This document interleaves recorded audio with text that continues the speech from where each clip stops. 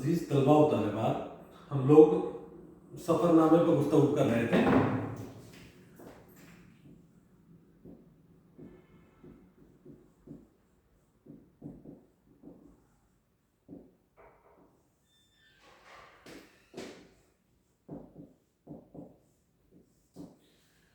ہم نے شامل نصاب 3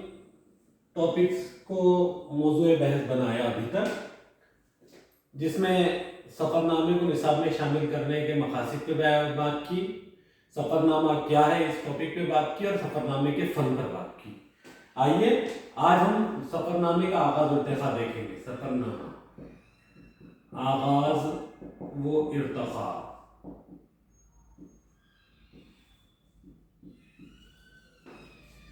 عزیز طلباء، ہم لوگ اگر سفر نامے کے متعلق گفتگو کر رہے تھے تو ہم کو معلوم ہوا کہ سفر تو انسان کی زندگی سے جڑا ہے۔ سفر ہر لحظہ آدمی سفر کی طرف گامزن ہوتا ہے۔ بنیادی باتیں جب گفتگو کی تو ہم کو یہ معلوم ہوا کہ یہ سفر نامے انسان نے اپنی روداد کو جب قلم بند کیا، ایک ادبی پیرائے میں اس کو ڈھالا ہے، تو ادب کے اندر ایک صنف کا مقام حاصل اختیار کر گئے۔ اب جب سفر نامے تحریری طور پہ منظر شہود پر آئے تو ان سفر ناموں کو جن زمروں میں تقسیم کیا گیا، اور کون سے ایسے سفر نامے ہیں جن کو ہم ادبی سفر نامے کہہ سکتے ہیں، تو ان زمروں میں تقسیم اس کے فنی لوازمات کی بنیاد پر ہوئی، اور پھر وہیں سے جب کوئی ادبی فن پارا، جب کوئی تاریخ نامہ ادیب یا بیدار مغز کسی صاحب قلم کے سفر کی روداد منظر عام پر آئی اور اس کو ادبی فنی اعتبار سے پرکھا گیا، تو ان فنی لوازمات کی بنیاد پر یہ طے پایا گیا کہ باضابطہ اردو ادب میں سفر نامے لکھنا اور سفر ناموں کی ابتدا اور ارتقاء کی ایک تاریخ بنی۔ تو آئیے ہم اسی سفر نامے کے اردو ادب میں آغاز ارتقاء کے حوالے سے آج گفتگو کریں گے۔ ہم کو سب سے پہلا نام اردو ادب میں سفر نامے کے حوالے سے جس کا ملتا ہے وہ یوسف کا کمبل پوش۔ یوسف کا کمبل پوش 1847۔ اگر ہم دیکھتے ہیں، سفر تو انسان کے ساتھ شروع ہو چکا تھا، لیکن انسان نے باضابطہ اردو ادب میں تحریری شکل میں جو سب سے پہلا سفر نامہ ملتا ہے وہ یوسف کا کمبل پوش کا سفر نامہ ہے، جو کہ 1847 میں لکھا گیا، جس سفر نامے کا نام عجائبات فرنگ ہے۔ عجائبات فرنگ، جس سفر نامے کا نام عجائبات فرنگ ہے۔ عزیز طلباء و طالبات، اگر ہم ذرا غور کریں، اس تاریخ کی طرف آئیں، تو 1847 کا زمانہ وہ زمانہ ہے جہاں پر انگریزوں کا تسلط ہندوستان پر ہو چکا تھا۔ انگریزوں کے تسلط کے بعد مغل سلطنت کا شیرازہ بکھرنے والا تھا، اور ہندوستان کی کئی ریاستیں آزاد ہو چکی تھی، اور ہر ریاست کا اپنا ایک زمام حکومت تھا۔ اس شیرازہ بندی کے اندر جب انگریزوں نے اپنا تسلط ہندوستان پر قائم کیا، اور 1857 کی جنگ آزادی سے قبل کا وہ منظرنامہ جس میں ہندوستان کو انگریزوں نے الگ الگ علاقوں میں الگ الگ طریقوں سے بانٹ کے رکھ دیا تھا، اور اس تقسیم میں انگریزوں نے جو رول ادا کیا اور اپنا کی پوزیشن مستحکم کی، اپنے اثر رسوخ کو جو بڑھایا، ان کے اثر رسوخ اور ان کی پوزیشن کے مستحکم ہونے کی وجہ سے ایک بات یہ ہوئی کہ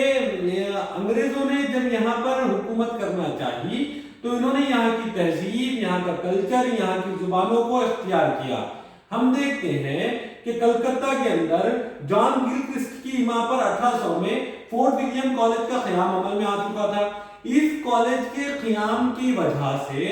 یہ ہوا کہ جتنا کچھ یہاں کا ادبی سرمایہ تھا جو فارسی کا تھا دیگر زبانوں کا تھا وہ یہاں کی زبان میں یعنی اردو میں ترجمہ کیا جانے لگا. اسی کا نتیجہ ہوا کہ اردو کے شعراء اردو کے ادیب انگریزی ادب سے بھی متعارف ہوئے. ان لوگوں نے انگریزی ادب کے اندر رائج الوقت اصناف کا مطالعہ کیا. کئی اصناف ادب اس کے بعد انگریزی سے اردو میں بھی ترجمہ ہو گئی ہیں جس کا نتیجہ یہ ہوا کہ اردو ادب جو روایتی خاکے کے اندر ڈھکا ہوا تھا اردو شاعری ہو یا اردو نثر جیسے کہ قصیدے روایتی سے مراد جیسے کہ اردو شاعری قصیدہ مرثیہ مثنوی طویل تر نظموں کے اندر گتھی ہوئی تھی. شاعری کے اندر کوئی نئی صنف کی گنجائش نظر نہیں آتی تھی. لیکن جیسے ہی انگریزی ادب سے متاثر ہوا اور انگریزی متعارف ہوا اور انگریزی شاعری متعارف ہوئی تو ہم کو نظر آتا ہے کہ قصیدہ مرثی مثنوی کی جہاں پر زوال کے اسباب ہیں اس میں سے ایک وجہ یہ بھی رہی کہ اردو والوں نے بھی انگریزی کے ایما پر نئی اصناف شاعری کو ادب میں متعارف کروایا. اسی کی دین ایک صنف نظم ہے شاعری کے حوالے سے. اب اگر اور آگے بڑھتے ہیں اگر نثر کی طرف آتے ہیں تو ہم کو اندازہ ہوتا ہے کہ اردو ادب میں جو جان گلکرسٹ کی ایما پر جو کالج کا قیام ہوا 1800 میں فورٹ ولیم کالج اس کے اندر اردو کی فارسی کی قدیم داستانیں جو ہندوستانی تہذیب کی نمائندہ داستانیں تھی جو ہندوستانی معاشرے کے مزاج میں ڈھلی ہوئی تھی بدل تو ان ساری داستانوں کو اردو میں ترجمہ کیا گیا. لیکن جب اردو کے شعراء و ادبا انگریزی ادب کی طرف گئے تو ان کو معلوم ہوا کہ داستانوں کے علاوہ بھی نثر کے میدان میں انگریزی ادب میں اور بہت کچھ ہے جیسے ناول افسانہ. یہی بات رہی ہے کہ داستانوں کے بعد انگریزی ادب سے متاثر ہو کر ناول اور افسانے جیسی صنف کے ادب 1857 کے بعد خصوصیت سے جب مکمل طور پر انگریزوں کا تسلط سرزمین ہند پر ہو گیا اور ہندوستانی شعراء و ادبا نے انگریزی ادب کا مطالعہ کرنا شروع کیا تو اس انگریزی ادب کے مطالعے سے اور ان ساری چیزوں سے جو چیزیں اردو ادب میں آئی انہوں نے ایک نئی صنف کو روشناس کرایا. یہی وجہ رہی کہ انگریزوں کی آمد سے پہلے اردو ادب کے اندر کوئی سفر نامہ تحریری طور پر باضابطہ نظر نہیں آتا. کچھ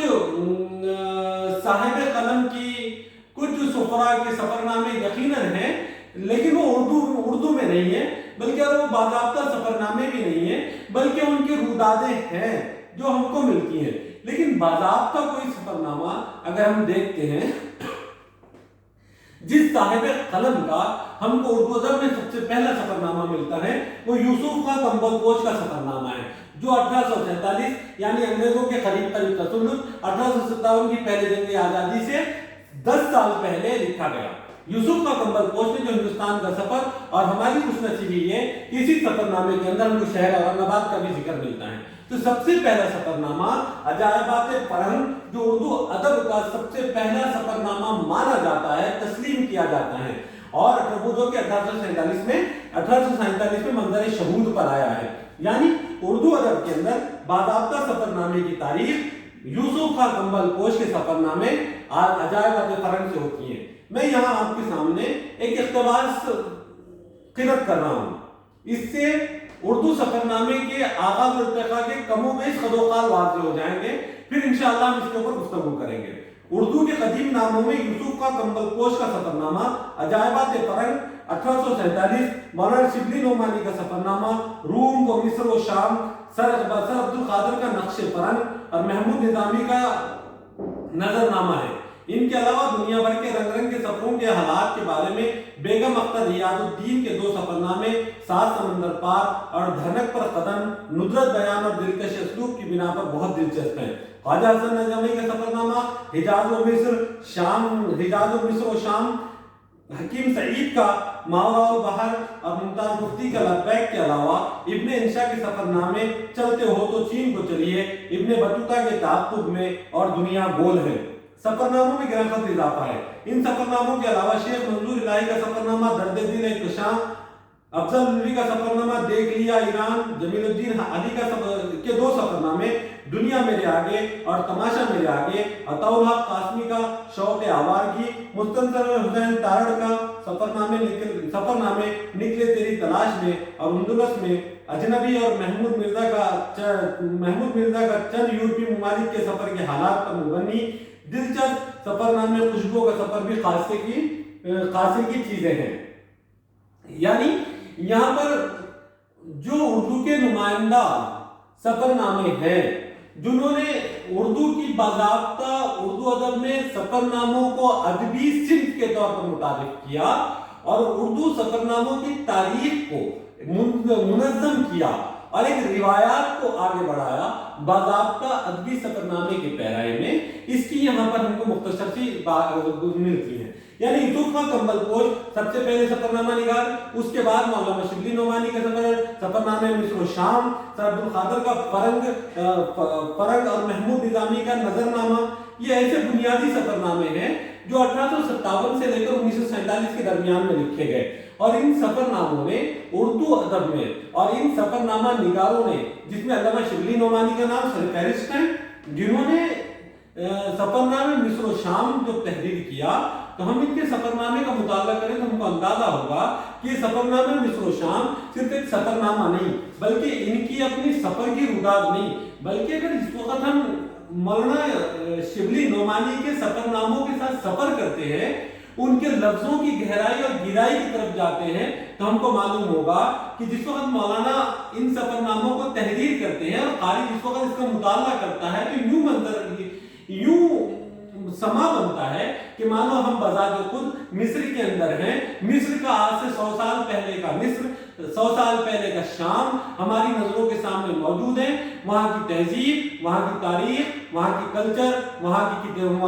کے کتب خانے، وہاں کی عمارتیں، وہاں کی چہل پہل، وہاں کا بود و باش، وہاں کا کھانا پینا، وہاں کا رہن سہن، غرض کی ہر چیز علامہ شبلی نعمانی کے مشاہدے، تجزیے، احساس کے ذریعے سے قلم میں جمع ہو کر آ گئی، اور ایسی بہترین منظر کشی کے ساتھ ان سفر ناموں کو علامہ شبلی نعمانی نے بیان کیا ہے کہ اس کی مثال ابتدائی سفر ناموں میں تو قطعی نہیں ملتی۔ اس کے بعد مستجر تار اور دیگر سفر نامہ نگاروں کے سفر نامے ہم کو اردو ادب کے اندر ملتے ہیں، جنہوں نے اردو ادب کی تاریخ کو، اردو سفر نامے کی تاریخ کو مستحکم کیا۔ اور آج بھی بہت سارا آج کے دور میں سفر انسان کا جبلت کا ایک حصہ ہے، اس لیے ہر شخص سفر کرتا ہے، اس لیے آج صاحب قلم اپنے سفر کی رودادیں لکھ رہے اور بہت بہترین انداز میں ہمارے سامنے سفر نامے موجود ہیں۔ ہم کو شامل نصاب جس سفر نامہ نگار کو پڑھنا ہے وہ مصطفیٰ حسین، اور جس سفر نامے کو پڑھنا ہے جاپان چلو ہے۔ انشاءاللہ ہم اگلے باب میں اس حوالے سے گفتگو کریں گے۔